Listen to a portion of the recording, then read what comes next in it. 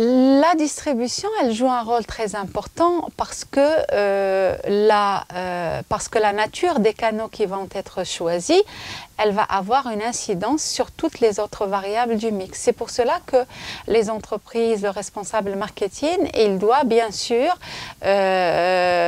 accorder toute la priorité nécessaire en fait, au choix en matière de distribution parce qu'ils vont affecter bien sûr les autres variables du mix.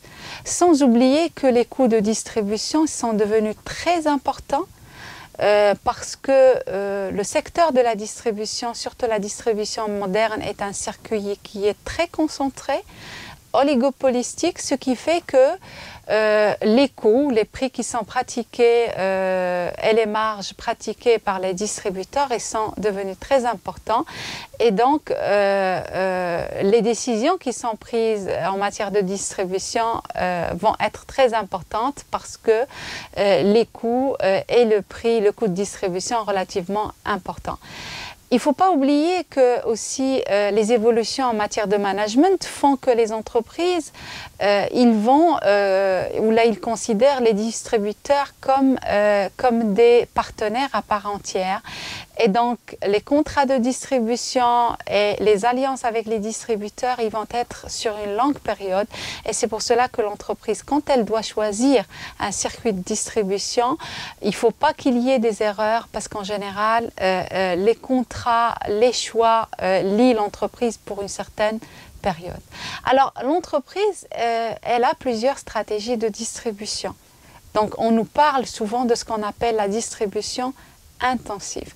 Une distribution intensive, c'est une distribution qui consiste à implanter les produits et services dans un grand nombre de points de vente. C'est l'exemple de ce qu'on appelle les produits alimentaires, les produits de la grande consommation.